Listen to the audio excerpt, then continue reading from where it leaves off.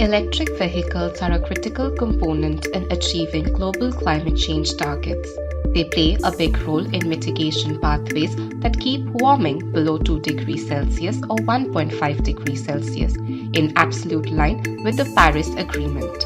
However, while no greenhouse gas emissions directly come from EVs, they run on electricity that is in large part still produced from fossil fuels in many parts of the world.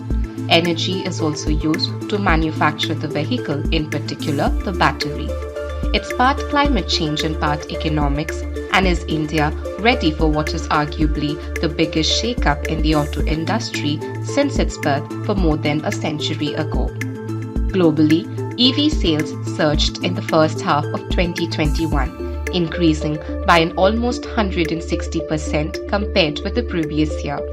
Even in 2020, when most of the car sales were down due to the COVID-19 pandemic, EV sales were up by 46% relative to 2019. The European Union's toughened CO2 emission laws for the auto industry went into effect in 2021. The same applies for the Biden administration's goal and China to have vehicle sales be electric, both plug-in, hybrid and all-electric by at least 2030. India sold more electric vehicles in September 2021 than any month previously. Sales have been rising since April 2021, and it is a glimmer of hope for an industry that has been struggling with the global shortage in semiconductor chips. India aspires to have 30% of private cars, 70% of commercial vehicles, 40% of buses, and now 80% of 2- and 3-wheelers go electric by 2030. However, one of the biggest challenges to the EV market in India could be the fussy buyers, because the average price of a car in India is around 7 lakh rupees, and we could have aspirational but cautious spending buyers. However, EVs are responsible for considerably lower emissions over their lifetime than conventional and combustion engine vehicles.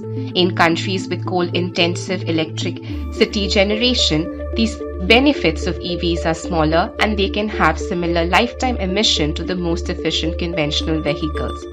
As India is on the cusp of a mobility revolution with the central government and several state governments determined to welcome electric vehicles with open arms, however, it will not be a smooth transition that allows such automobiles to replace vehicles that will have all known and used for years. The world needs to dramatically reduce its greenhouse gas emissions and fast if there's any hope of preventing worse and more frequent extreme weather events. The path to that cleaner future is daunting, clogged with political and social roadblocks. So can EVs be as a sign of hope for us?